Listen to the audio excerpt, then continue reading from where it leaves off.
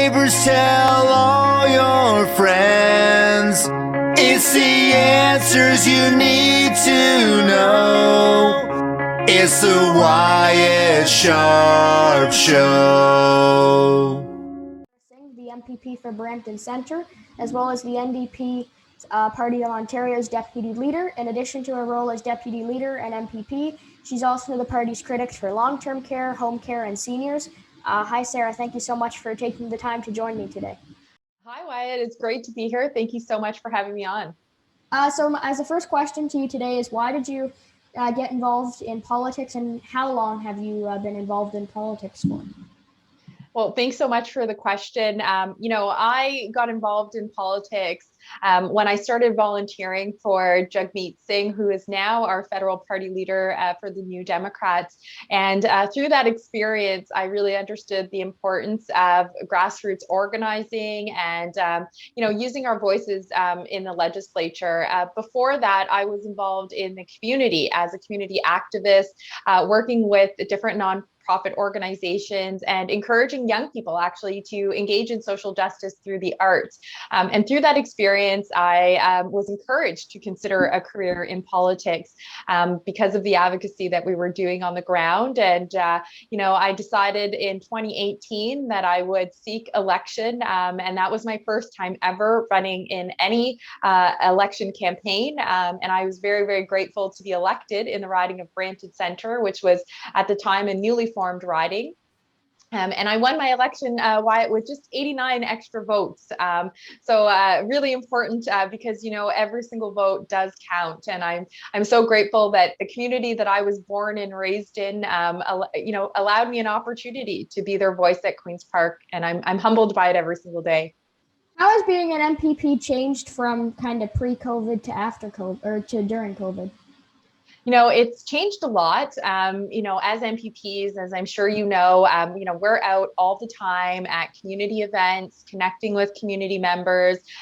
We are also outdoor knocking and meeting people face to face. And so a lot of that changed with COVID, early in March of last year, where we couldn't connect with community members at those events or at the door. And so what's changed is now we're doing a lot more virtual events and connecting with folks. Like normally an interview like this we would have done in person, and now we're doing these things through Zoom, and so it's been different in that sense, but we've still been able to connect with the community, I think, very effectively. Our office is still taking calls and emails, but we did definitely see an influx in casework as a result of the pandemic, as people were very confused, didn't know what the provincial directives were, what supports they would qualify for. So we actually saw a bit of an increase in some of the work that we were doing.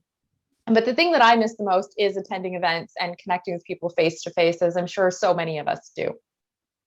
Yeah, for sure. So the crisis in long-term care, as I mentioned before, you're the party's critic for long-term care. So the crisis in long-term care is obviously still a big issue, even though a large portion of long-term care residents have been vaccinated. But what is the biggest thing the Ontario NDP would have done differently to fight the crisis in long-term care in, let's say, the early months of the pandemic?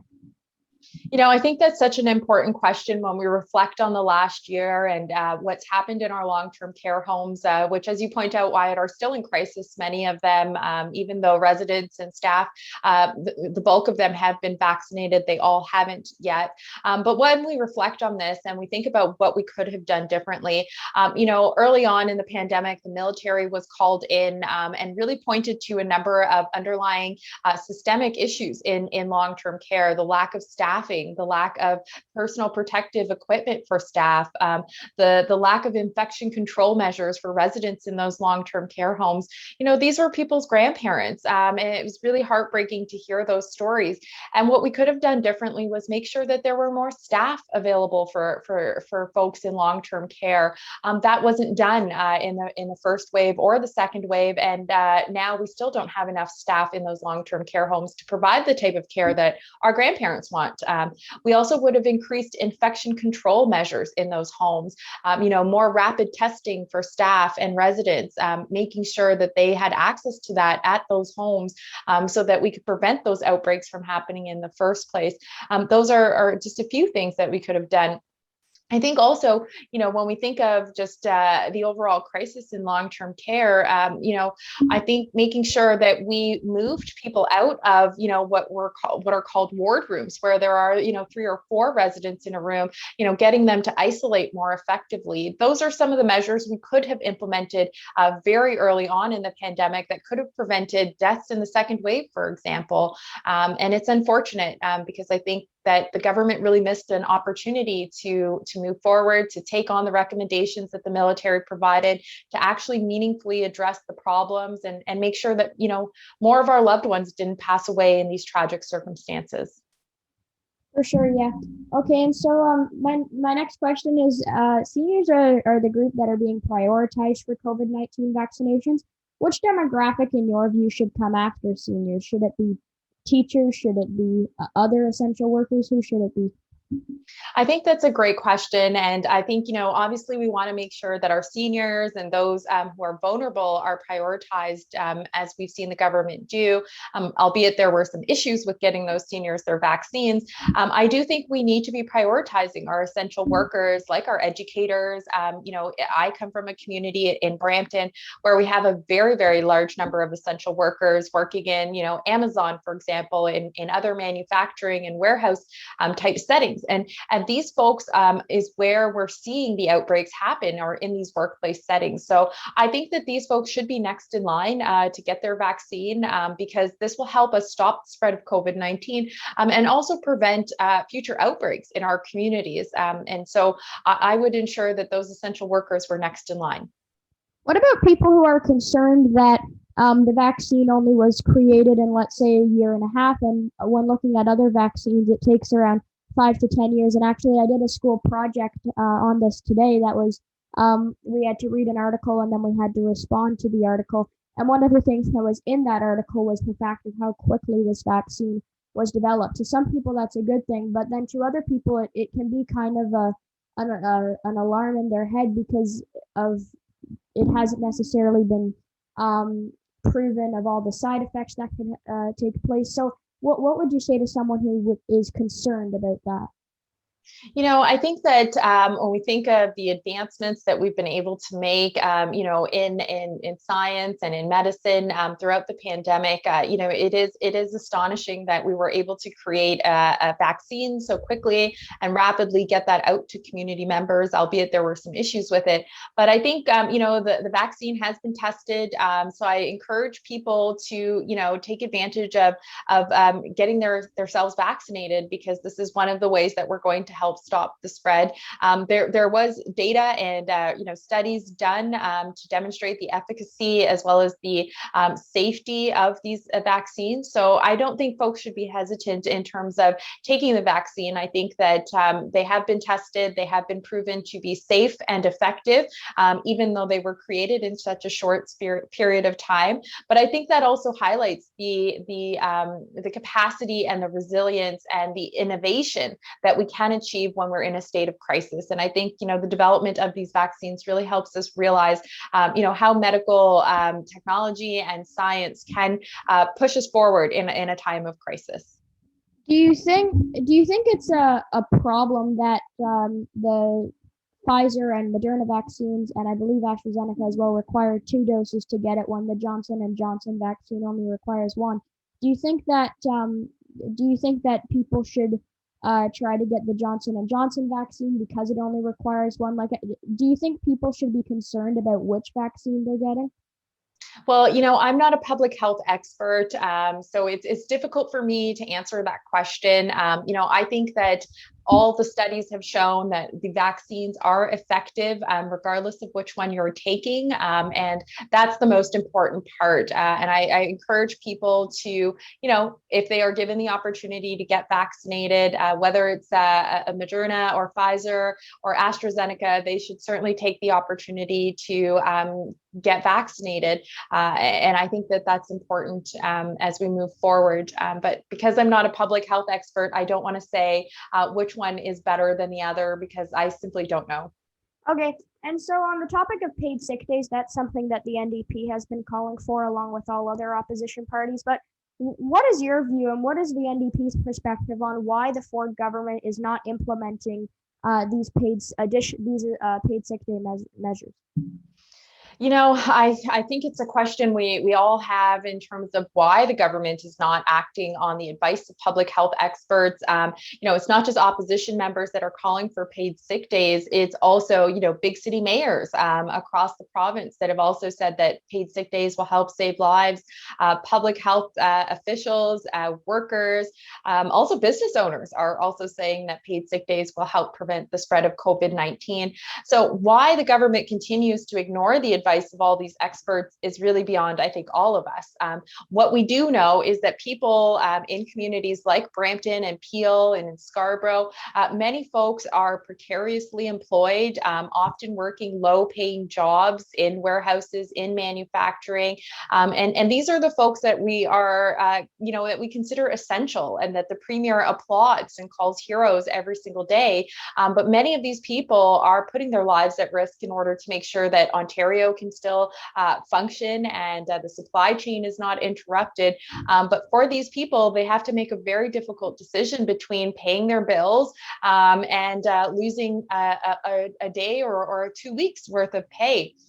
And so when they have to make that decision, often what data has indicated is that they are still going into work sick because they can't afford to take a day off or miss a day of work, because that will maybe result in them not being able to feed their family at the end of the month, or result in them not being able to pay rent or pay sky high auto insurance premiums. Like, there are so many impacts to those workers if they miss a day of work, that something like a provincial paid sick day program and paid sick leave will help those workers access those benefits quickly and actually stay home if they need to. And I think it really is irresponsible of the government to continue moving forward with additional lockdowns, but not implementing measures that address the root of the problem in many communities.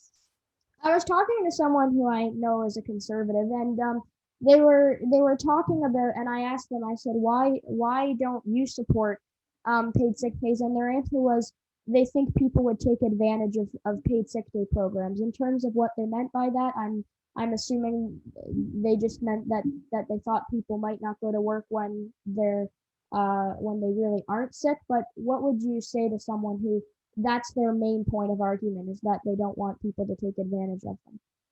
I think it's really disappointing that people would assume that, hardworking, blue collar workers would take advantage of this program. I think for the bulk of people, they are going into work every single day, whether they like it or not. And they're putting their lives at risk often to keep us afloat. And I think that really comes from a sense of privilege and a lack of understanding of what the reality is. To assume that workers would act with malice and malintent and take advantage of the program, I think is just a false narrative to help people feel that that's why we shouldn't implement paid sick days. I think it's also important to acknowledge that many of these people don't have access to any paid sick leave. And I think for folks that are arguing against this, it's because they simply don't understand what that reality of a working class person looks like, how hard it is to, put food on the table every single month when you're working for $14 an hour. So to assume that a worker would take advantage of that, I think, again, just it is a really troubling narrative. And I think that what we have seen is that people go to work even when they're sick. Something like this would allow them to take the time to heal, to recuperate, but in the case of COVID, not spread a virus that maybe is deadly to other people. Okay, and so my next question that I have for you today is, just a few days ago, after declaring a province-wide emergency break, the Ford government has put in place another stay-at-home order. Do you believe that this stay-at-home order will work? Because this is the third one that we've had since the pandemic began, and so I think a lot of people are questioning the Ford government in terms of, is this going to work? And they're concerned about the fact that after the stay-at-home order is lifted, cases will rise again. So do you believe that this stay-at-home order is what truly needs to happen to lower cases? I think it's a really troubling pattern that the premier has the province in. It's like we're sort of on a merry-go-round, getting on and off with the lockdowns. And as we discussed earlier, Wyatt, what's concerning is that lockdowns without the appropriate public health measures being put in place are not going to help stop outbreaks or stop people from getting sick. And so I think that lockdown will help with mobility, but if we don't simultaneously implement things like paid sick days for workers or direct supports for businesses, it creates a very difficult situation for people in our community. And we're just going to continue to see a cycle of lockdown after lockdown as we have. I think that's been one of the most troubling parts of this pandemic response from the government is as if they don't want to listen, but also they're not learning from the mistakes that have been made in the past. And we just keep doing the same approach, and that is not going to help us get through this and also prevent another lockdown. And I think you're right to point out that perhaps after this lockdown ends, if those measures are not in place, we will see a potential another lockdown and cases start to spike because folks can't stay home if they are sick, or businesses who are struggling, they'll be forced to close their doors permanently, as many of them already have. And so, I hope that the government will listen to the experts and try something different here by making sure that we implement in tandem with these lockdowns actual public health measures that will prevent the spread and reduce the risk in our communities. On the topic still of the emergency brake, do you think that the emergency brake is because after the stay-at-home order is lifted, there is a decent chance that cases will rise again, but maybe not necessarily across the province. It might just be in certain areas of the province. So do you think the emergency brake is a good tool to use if cases are rising in just one area of the province?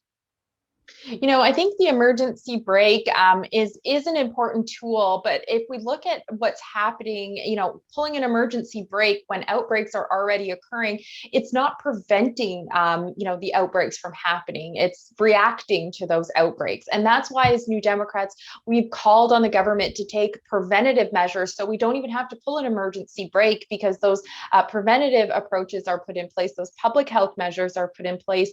And I think that's more important. And that's what we should be focusing, and the government should be focusing its attention on, not, opening and closing parts of the province, but making sure that we get through this because the right measures were put in place to prevent future outbreaks from happening in the first place.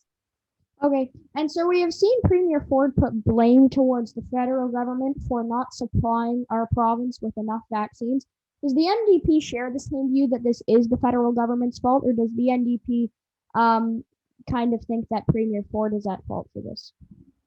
I think that there's a role for everyone to play here. Obviously, there have been some supply issues, and we've been understanding of that. But at the same time, we also in Ontario had freezers full of vaccines that just sat there and didn't end up in people's arms because there were real issues with distribution and the logistics of our vaccine rollout here in Ontario. So I think that both the Premier and Justin Trudeau have a role to play in what we've experienced with those vaccine shortages. But it's been clear to us that in Ontario, there hasn't been a real plan to vaccinate folks, irrespective of what the supply is going to look like. You think of what was happening in December, for example, in long-term care. We thought that all residents would be vaccinated and frontline workers would have received their first dose. And that simply wasn't the reality, even though that the supply was there. And what we saw was that many people who weren't actually eligible in phase one were also being given the vaccine. And so I think there are a lot of concerns with the strategy, the approach to making sure that the vaccine rollout was going to be smooth and effective. And so, I think the Premier has a big role to play in that too. Okay, and so my next question is, job recovery will be another big issue after COVID-19. So what would you suggest to the premiers and ministers and members of the PC government to ensure that Ontarians who lost their job during COVID can get their job back as soon as possible? And I'd give examples to, let's say, maybe restaurant workers who have had to open their doors, close their doors, and repeat that process over and over again. So what would you recommend to the government? Wyatt, I think you have very aptly painted that picture of what it feels like for a small business owner, who has been opening and closing, losing a lot of revenue. Even in the last few weeks, we saw the premier tell these business owners that they should get ready for patio season. Many of these small businesses went out and purchased extra supplies and food and resources to be able to facilitate that, only to be shut down right after. And I know that in speaking to a number of small business owners in our community, there are a lot of concerns about what the recovery is going to look like for them, as they have been so negatively impacted, many of them declaring bankruptcy, and keeping in mind that it's not just a business that's closing for a lot of these small business owners, it is also their livelihood. This impacts their ability to pay a mortgage, to make sure that their kids can go to school. So there's a real trickle effect here. And so what we want to see from this government is an actual economic recovery plan that's going to prioritize those people that have been hit the hardest. We haven't really seen that from the government. I know that there are supports available to some small businesses, but what we hear from the majority of them is that they don't qualify. So I think what we need to be doing and looking at is ways to help those businesses get back on their feet, as they are job creators in our communities. They are helping employ other people's, as well as being employers themselves. And so I think getting them the direct supports that they need to be able to reopen, to rehire, and to re-engage with the community will be a start. I think also it's important to acknowledge that, women have been impacted very differently through the pandemic. And so there needs to be real direct supports being provided to women, so that they can be a part of this recovery more effectively as we move forward too, because many of them were disproportionately impacted by layoffs, for example, as entrepreneurs, they didn't receive those supports that they needed. So that's just one part of it. But I think it's also a real opportunity for us to re-envision what the economy can look like. And I think, as I chat with a lot of young people, concerns around climate change and climate justice is top of mind for folks. And I think there's an opportunity for us, even through something like the Green New Democratic Deal, to think about how we start working on a green economy and creating jobs and prosperity in the province of Ontario that is more sustainable. So I think those are some of the things we could see from this government. Obviously, also, making sure, for example, that people have the direct income supports they need if they are unemployed. We have some of the lowest social assistance rates in Ontario. That means that people are pushed further and further into poverty. Well, that's not going to help us recover. That's not going to help us through a recession if people can't afford to live. So I think the approach needs to be multi-pronged. It really needs to address the root of some of the issues in our communities, but direct supports, direct financial supports are absolutely a must. You mentioned a couple of things. So, number one, you mentioned how women have been impacted. I would also point out youth have been impacted. Absolutely. I know for a fact, especially with my friends and peers at school, and not necessarily being able to have the interaction with them unless maybe it's through a phone or through text message. So they've been impacted most definitely as well. And then you also mentioned about the Green New Democratic Deal. So can you maybe explain and go into depth about that a little bit more for people who aren't familiar with it? And then also touch on issues, maybe let's say the carbon tax. That's something that we know Premier Ford and his government have been outspoken against. So yeah, if you want to touch on a couple of those. No, absolutely, Wyatt. And thanks for pointing out, youth have also, as you said, been disproportionately impacted, not only, through education, but also potential, employment opportunities and what those prospects can look like for young people in the future. And so I think there really needs to be a focus on making sure that not only is there a recovery, but there's a targeted strategy to make sure that young people can re-engage with the labor market. And we haven't really seen that from the government. And I think that that's something we'll continue to push.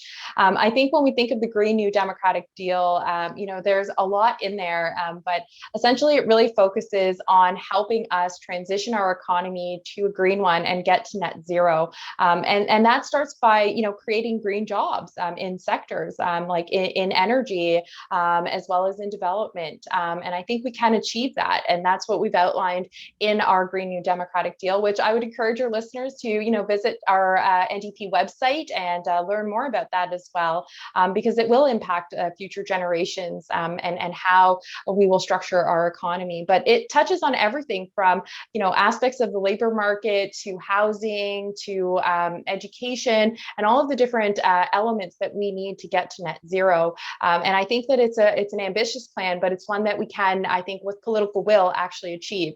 And you mentioned the carbon tax and the premier's vocal opposition to this. We've seen the outcomes of what that has meant in our communities. The premier's climate change plan has been to oppose any of these measures rather than come up with real solutions. We saw the premier roll out a sticker plan, essentially, that went on to gas pumps to help people know about the carbon tax, but that really didn't actually do anything.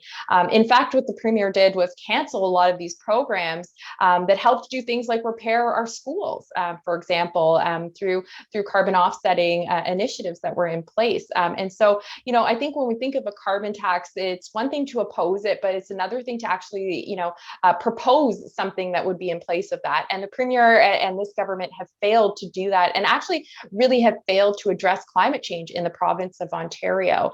They actually took the government of Canada to court on this and had a constitutional challenge, which they lost. And so when you think of all of those tax dollars that could have been spent to actually fighting climate change, we saw it being spent on wasted on stickers that didn't stick and court challenges that the premier lost. And I think that really does a disservice to our province when we could have invested those dollars in helping people retrofit their homes, for example, be more energy efficient, purchase an electric vehicle. Like, these are the things that New Democrats were proposing through our Green New Democratic Deal. But this is what Ontarians want to see in our province as well. For sure, yeah. So I would, to any of my listeners who are interested in this plan, you can go to ontarionDP.ca/Green New Deal or click the link in the description down below, and you can learn more about the plan that the NDP and the official opposition in Ontario is proposing. So my next question is, I've spoken with Minister Michael Taboyo, the Associate Minister of Mental Health and Addictions here in Ontario. He talked about the Road to Wellness plan. Is this plan truly enough to combat the growing issue of addictions and other mental health issues here in the province? Such an excellent question. I think that this plan really does fall short in terms of really meaningfully addressing what we know is a crisis in mental health supports in Ontario. I could speak about my community of Peel. We know that for young people, many of them are waiting upwards of 790 days. That's nearly 2 years to ensure that they can access services and supports in their communities. This plan doesn't address that. And through the pandemic, we've seen such an increase in people's mental health and, concerns around mental health and well-being that I think we need a really targeted approach here that's going to ensure that the investments we need are being made, that we're catching up. But then when people are in crisis, that they actually have the supports that they need wherever they are in the province of Ontario. Because the reality is, in a city like Brampton, supports look different in a community up north, in a rural community like Timmins or in the Nickel Belt, supports and services will look different. So I think that we need to ensure that we're actually investing in those services, not cutting them as the government has done, even though they claim they haven't. They have cut a significant amount of money out of our mental health services and supports, which means that people are languishing on wait lists. I think, again, to our community in Brampton, and I know I've had many conversations with young people who are seeking out help, but often cannot find it in our community. They go to the hospital, they aren't, getting the right supports they need. This isn't okay. And we actually need governments to meaningfully address this, especially as mental health concerns are on the rise. And I don't think that the government is doing that effectively right now. And we encourage them to meaningfully meet with stakeholders, meaningfully engage with them, and meaningfully invest in our mental health here in Ontario. Okay, and so my next question for you today is just very simply, what regards to COVID-19 and what regards to COVID-19 is the biggest thing that an NDP provincial government would have done differently? And then kind of another part to that is because the upcoming provincial election here in the province of Ontario is just over a year away. So how will the NDP go from opposition to government, and what would the NDP have done differently to combat COVID-19? Thanks so much for that question, Wyatt. So I'll start with talking a little bit about what we would have done differently. And I think, we kind of alluded to this already in the interview, but, when we think of some of the lessons that were learned in the first wave and the responses that were needed, they were simply not implemented. So, you think of long-term care, increasing staffing, making sure that seniors were getting the supports that they needed, that infection control measures were in place in our long-term care homes. None of that was done. So those are things we absolutely have committed to increasing and investing in. We know whether that's ensuring that PSWs get a pay increase so that they can be retained in the sector, recruit and attract more staff to the sector, and increase those infection control measures in all of those long-term care homes. Those are some of the things we would have done differently. I think also when we really look at one of the biggest gaps in this response has been to implement paid sick days. Public health experts, as we discussed, doctors, mayors, including, Patrick Brown in my city of Brampton, have been very vocal that paid sick days would have helped stop the spread of COVID-19 in many settings. You think of what we saw happen in Amazon, where, there are known outbreaks taking place. People are still forced to go into work because, they don't have access to paid sick days. These measures would have helped prevent people from going into work. They would have helped people stay home, which would have helped us prevent the spread of COVID-19. I think also we didn't really chat about this, but when you think about education, you think about what's gone on there. I think one of the things we called for in the summer before students returned to classrooms in September was a cap on class sizes and better investments in our education system through ventilation and retrofitting of those spaces. And none of those things were done. And now what we see, as you know, in Peel and in Toronto and other school boards are coming on board, is that schools are closed because they are an outbreak, and because those investments weren't made to help cap class sizes or to ensure that there was better ventilation in those classrooms and that social distancing can take place. Those are things we would have invested in, and we also would have increased healthcare capacity. And I think that's really important when you think of a city like Brampton, where we have been so neglected for so long. When you don't increase healthcare capacity, especially throughout a pandemic, you are straining an already strained system. And that is what we saw happening, where now people are being moved out of their home cities into other cities in order to access healthcare services. It should have never gotten to this point, and we didn't need to get to this point. And I think those are the things that, New Democrats have been fighting for and that we'll continue fighting for. And as we gear up for the next election, I think it's an important thought to consider, when we look at who has been in charge here with Doug Ford and the Conservative government. The types of policies and the decisions that they made had detrimental impacts in our communities and devastating outcomes to people where they lost their lives because of this government's failure to act. And I don't think Ontarians will forget that in the next election. I know there were many, many people who lost their loved ones in long-term care and were begging and pleading for this government to do the right thing and help them out and prevent these outbreaks from happening.